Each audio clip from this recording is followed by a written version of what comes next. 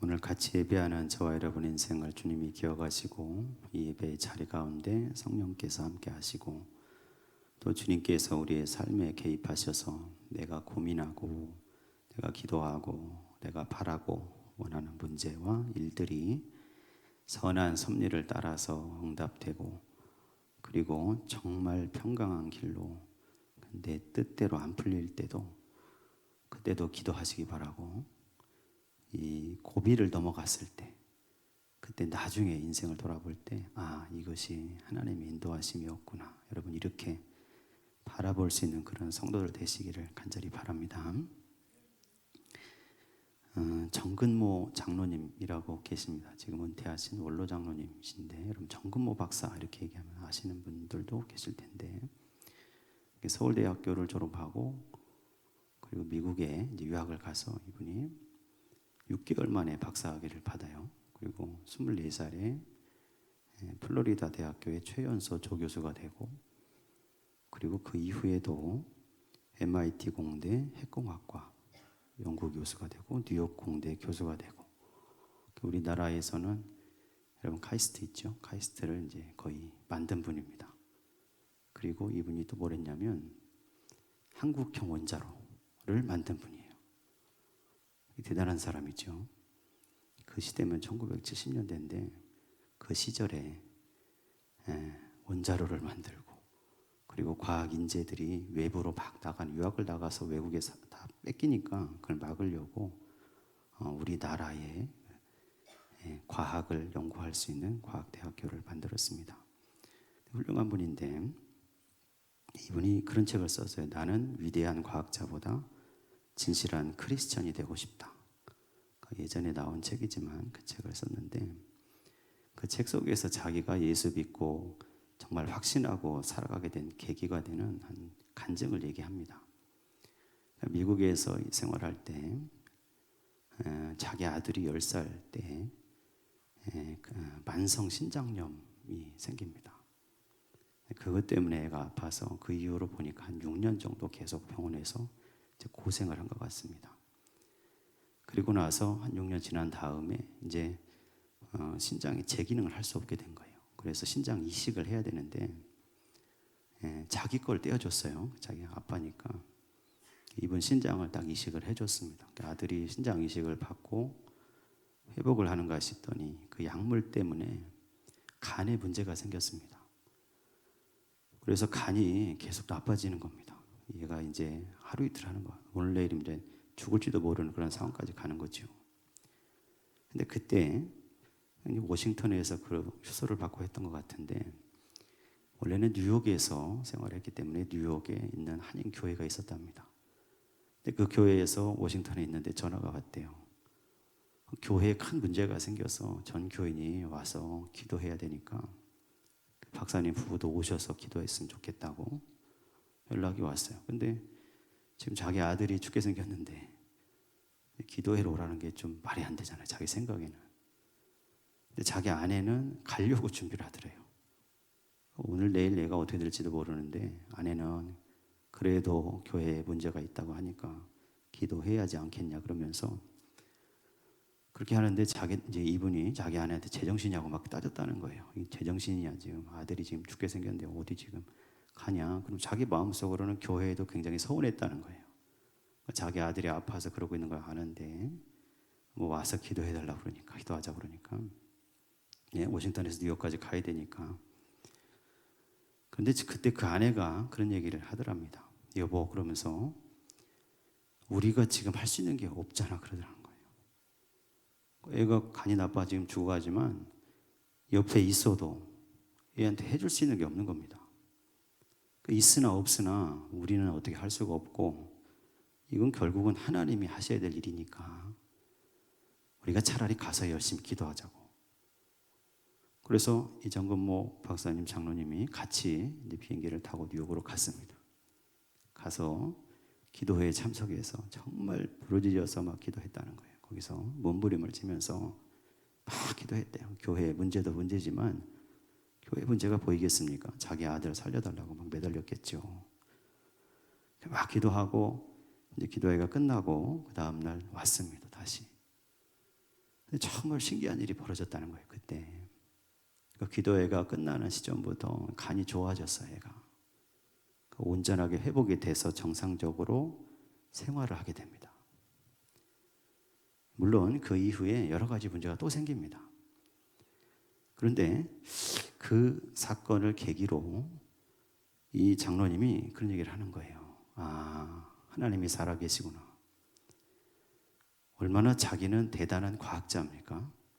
세상 사람들이 자기를 굉장히 존경하고 참 천재다. 그런데 과학으로도 해결할 수 없는 일, 그런 일들이 존재하고 그런 일들을 가지고 내가 몸부림치면서 부르짖어 기도했더니 그것을 이길 수 있게 하신 하나님의 손이 있구나. 그 사실을 그 사건을 통해서 깨닫고 믿게 됐다는 거죠. 저와 여러분도 그 믿음을 가졌으면 좋겠습니다. 세상의 일들, 그 세상에 많은 닥치는 문제들, 어려움들, 그런 난관들이 있을 때, 고민이 있을 때 내 힘으로 어쩔 수 없죠.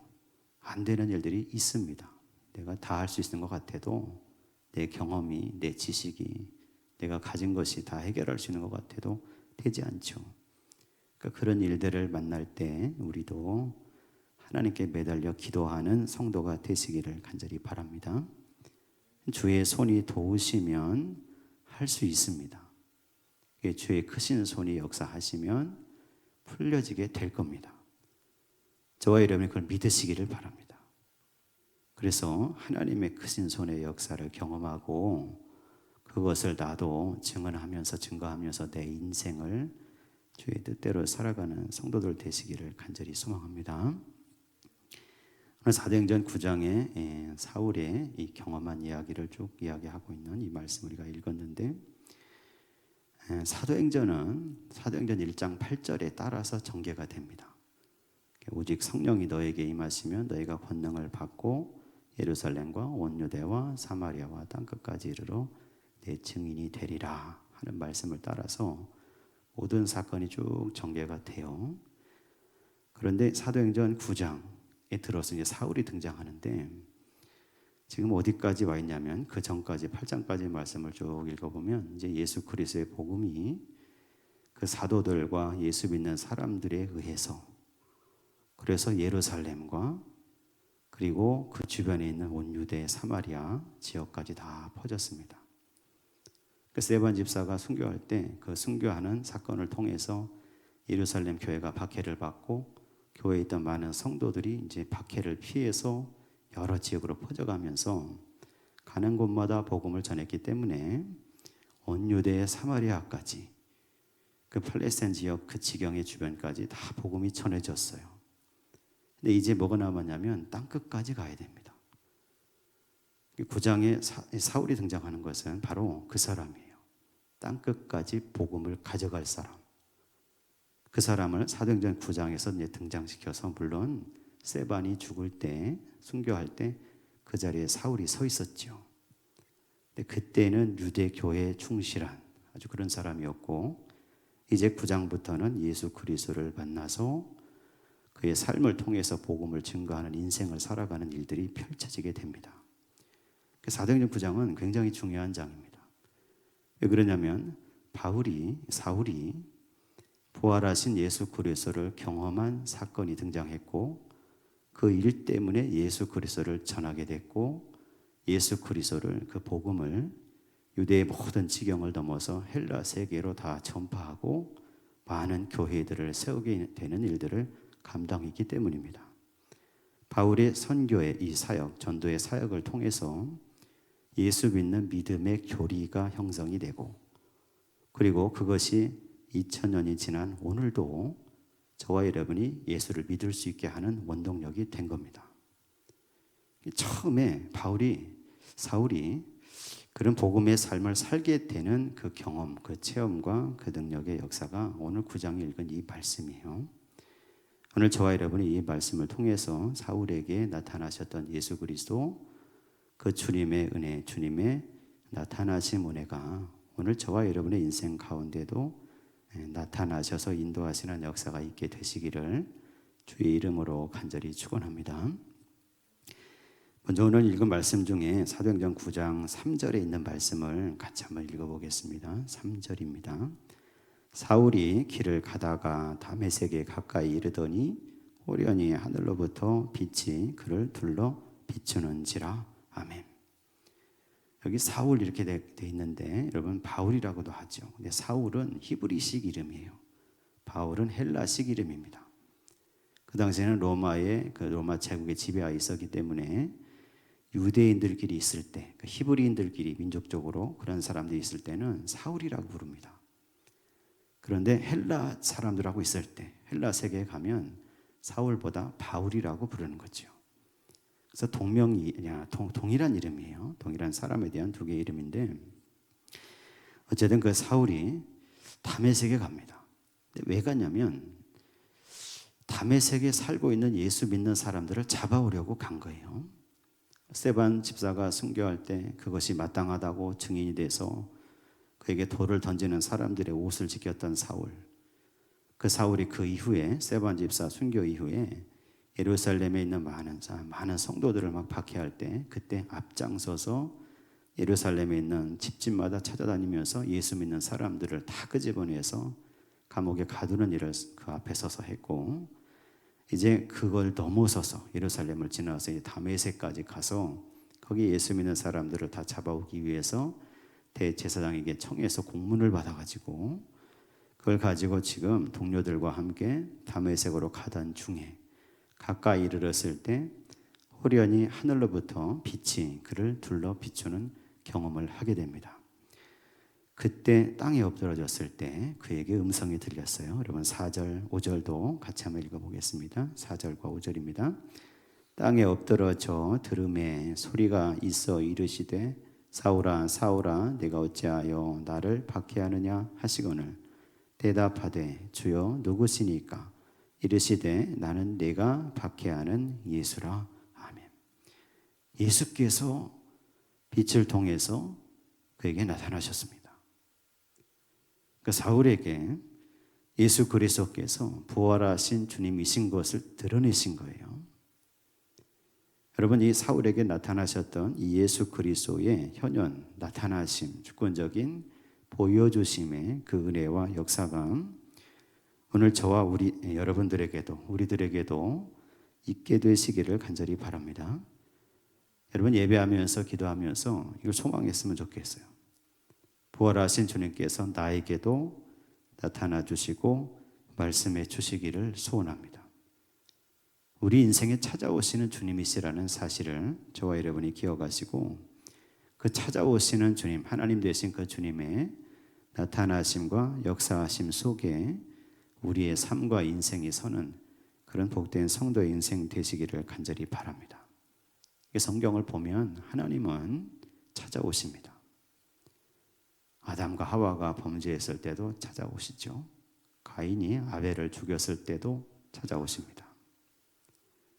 그리고 노아에게도 찾아오시고 아브라함, 이삭, 야곱, 요셉에게도 찾아오시고 모세에게도 여호사에게도 그리고 많은 선지자들 다윗 왕까지 그들에게도 하나님은 찾아오셔서 말씀하시고 두드리시고 그 인생에 개입하십니다.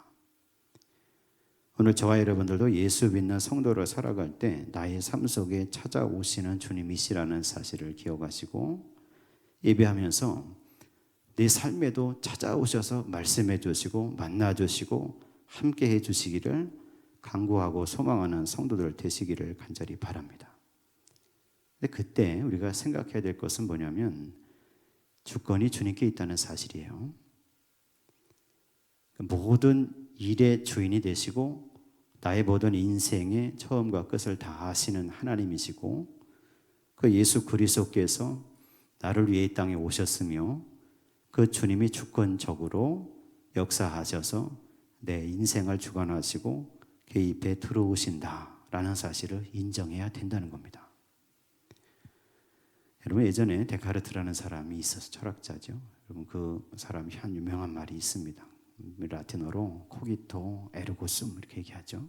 나는 생각한다. 그러므로 나는 존재한다. 그런 얘기를 했어요. 그러니까 나중에 볼트만이라는 신학자가 뭐라고 얘기하냐면 그게 아니라 코기트루 에르고스입니다. 그렇게 얘기했어요. 이게 무슨 얘기냐면 나는 생각되어진다. 그러므로 존재한다. 그런 뜻입니다. 그러니까 철학은 내가 생각하니까 내가 존재합니다. 그런데 신앙은 나는 생각되어짐으로 나는 존재합니다. 하나님에게 생각되어지는 거예요. 그러니까 주권자가 하나님이시고 주권자가 예수 그리스도라는 사실입니다. 이 사울도 바울도 마찬가지죠. 그의 인생에 하나님에 의해서 생각되어지고 있었습니다. 율법을 배우고 그리고 하나님을 섬기는 열심을 가진 사울이었어요. 그런데 그의 인생이 예수 그리스도를 만나지 못하니까 도리어 하나님의 아들 예수 그리스도를 대적하는 자리에 섰었고 예수 믿는 사람들을 잡고 박해하고 핍박하는 자리에 선 사람이 되어 있었다는 사실이에요. 그런데도 하나님은 그의 인생을 섭리하고 계셨고 기억하고 계셨고 그의 인생을 생각하고 계셨습니다. 그래서 다메섹으로 가는 도중에 그에게 빛으로 나타나셔서 부활하신 예수이신 것을 계시하셨고 그 일을 통해서 그가 변화되고 그 일을 통해서 그가 회심하여 이제는 예수 그리스도를 증거하고 전하는 사람이 되게 하셨다는 사실입니다. 저와 여러분이 이 주권적인 하나님의 역사, 나를 생각하고 계시고 나를 바라보고 계시는 그 하나님이신 것을 믿고 그 주님이 나에게도 나타나셔서 말씀하시고 함께 하시는 은혜를 받는 성도의 삶이 되시기를 간절히 소망합니다. 사울이 예수 그리스도를 만났어요. 만나고 나서 오늘 말씀에 보면 마지막에 그렇게 됩니다. 여러분 8절 9절을 같이 한번 읽어보겠습니다. 8절과 9절입니다. 사울이 땅에서 일어나 눈은 떴으나 아무것도 보지 못하고 사람의 손에 끌려 다메섹으로 들어가서 사흘 동안 보지 못하고 먹지도 마시지도 아니하니라. 아멘. 예수 그리스도를 만나고 나서 그의 눈이 멀었습니다. 눈은 떴는데 보지 못하는 상태가 된 거죠. 다른 사람의 손에 이끌려서 다메섹으로 들어가서 집가라 하는 거리에 들어가는 그 거리에 있는 유다라는 사람의 집에 이제 머물게 됐는데 밤낮 사흘 동안을 먹지도 않고 마시지도 않고 탄식하는 겁니다. 그리고 이제 다메섹에 있었던 아나니아라는 사람에게 예수께서 또 나타나셔서 이 사울을 찾아가라는 겁니다. 그래서 네가 안수하라는 거죠. 그리고 예수께서 하신 말씀을 전달하라고 이야기합니다. 그래서 아나니아가 가서 사울을 찾고 사울에게 주님의 말씀을 전달하면서 그에게 안수했을 때 그가 다시 보게 되는 역사가 나타나는데 여러분 그 뒤에 이어지는 말씀 중에서 17절에서 19절 한번 찾아서 같이 한번 읽어보겠습니다. 17절에서 19절입니다. 아나니아가 떠나 그 집에 들어가서 그에게 안수하여 이르되 형제 사울아 주 곧 내가 오는 길에서 나타나셨던 예수께서 나를 보내어 너로 다시 보게 하시고 성령으로 충만하게 하신다 하니 즉시 사울의 눈에서 비늘 같은 것이 벗어져 다시 보게 된지라. 일어나 세례를 받고 음식을 먹음에 강건하여 지니라. 사울이 다메섹에 있는 제자들과 함께 며칠 있을세. 아멘.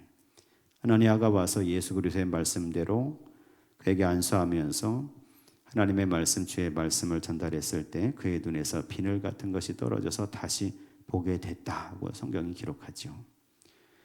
사울은 눈이 멀었다가 다시 눈이 뜨게 되는 여러분 이 사건을 통해서 이제는 다른 사람이 됩니다. 다시 말하면 영적인 눈이 뜨여진 거예요. 여러분 저와 여러분들도 신앙의 삶 속에서 우리의 영적인 눈이 뜨여져야 될 줄로 믿습니다.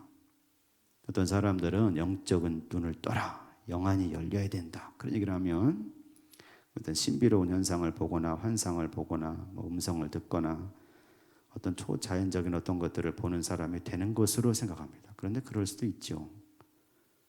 근데 그보다 훨씬 더 중요한 건 뭐냐면 인생의 참 주인이 누구냐 이걸 깨닫게 되는 거고 영적인 눈이 열린다는 말은 내 인생을 통해서 이루어야 될 일이 무엇이냐 이걸 깨닫는 겁니다. 영적인 눈이 띄어진다는 것은 내 인생 속에 정말 중요한 게 어떤 거고 내 삶 속에서 하나님이 원하시고 바라시는 일이 무엇이냐, 이걸 바라보고 깨닫게 되는 겁니다. 사울은 사흘 동안 눈이 멀어 있다가 사흘 만에 아나니아의 안수기도를 받고 눈에서 비늘 같은 것이 떨어지면서 다시 보게 됐을 때 자기 인생을 통해서 원하시는 예수 그리스도 하나님의 목적을 알게 된 겁니다.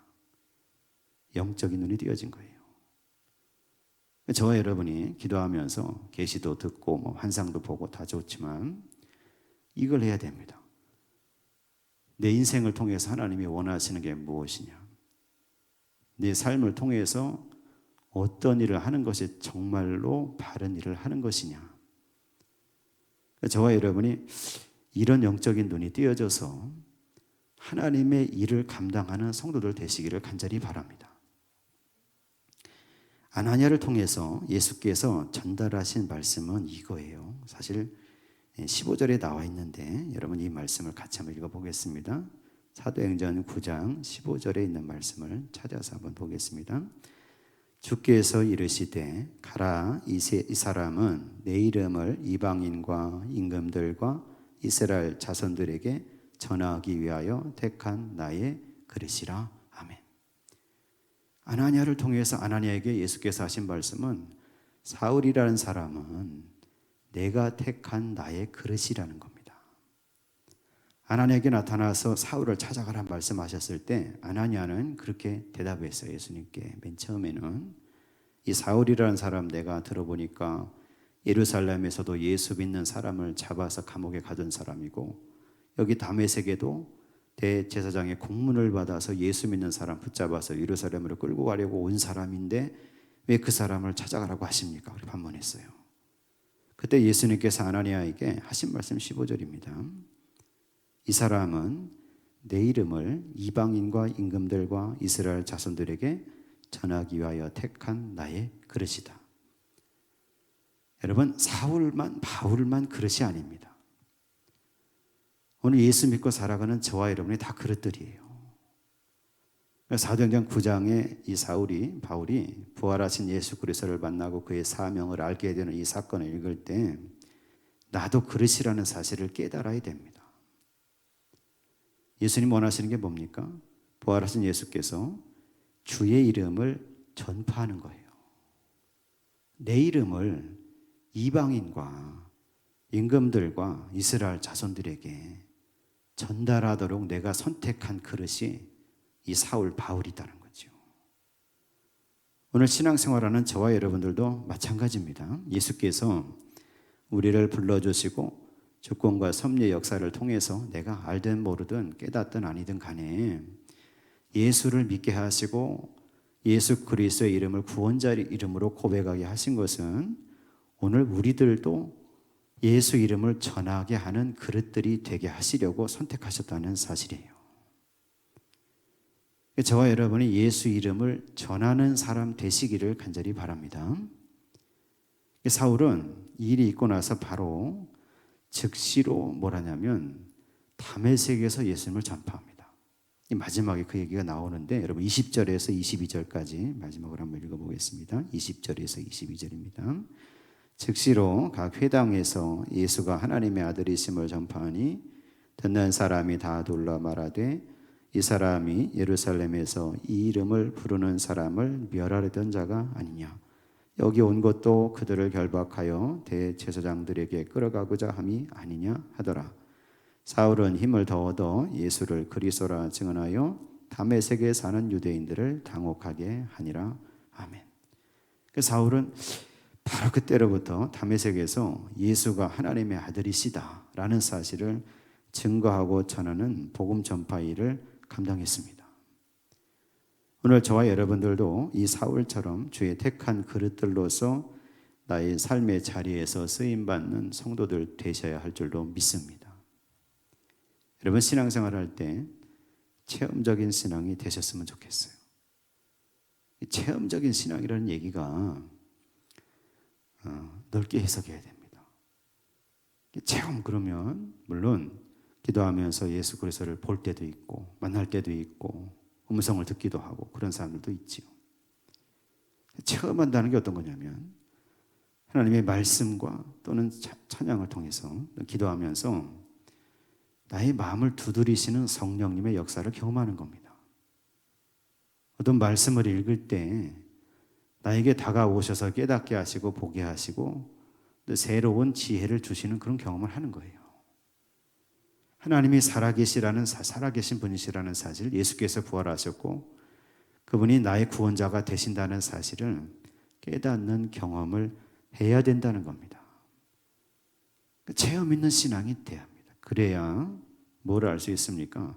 사명을 알게 되는 거예요. 사명. 오늘 저와 여러분이 예수 믿으면서 예배하면서 주님을 체험하시기를 바랍니다.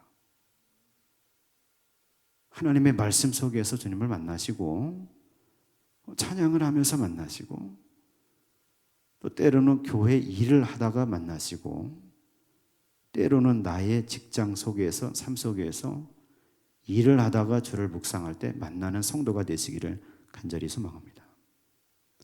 사울을 변화시킨 것은 그의 지식이 아닙니다. 사울은 그 당시에 가말리엘이라고 하는 유대에서 가장 유명하고 가장 지혜와 지식이 깊은 그 선생님 밑에서 지식을 배웠어요. 율법을 배웠고 교육을 받았습니다. 그는 헬라어도 잘했고 히브리어도 잘했고 헬라 철학을 능통하게 할 줄 아는 사람이었습니다. 그 모든 지식이 예수를 보게 할 수 없었고 그 모든 지식이 그를 변화시키지 못했어요. 단 한 가지, 다메섹으로 가다가 빛으로 나타나신 부활하신 예수 그리스도를 만나고 나는 네가 박해하는 예수다 라는 그 말을 듣는 순간 그의 인생이 변화된 겁니다. 오늘 저와 여러분들도 신앙생활 하면서 예배하면서 그 예수 그리스도를 체험하시기를 간절히 바랍니다. 우리의 삶 속에 다가오시는 예수 그리스도, 그를 만나시고 그를 만날 때 내가 해야 될 일들을 깨닫게 되시고 내가 하고 싶은 일이 아닙니다. 인생을 통해서 해야만 되는 일, 그게 사명이에요. 하나님을 위해서 또 복음을 위해서 또는 옳은 일을 위해서 내 삶을 통해서 해야만 되는 그 일을 저와 여러분이 감당하는 성도로 우리 인생을 살아가시기를 간절히 소망합니다. 오늘도 기도할 때 주께서 저와 여러분을 살피시고 나타나시고 돌보시고 우리의 삶 속에 개입하셔서 하나님의 뜻, 사명을 이루게 하시는 역사가 충만한 그런 인생을 살아가시기를 예수 그리스도의 이름으로 간절히 축원합니다.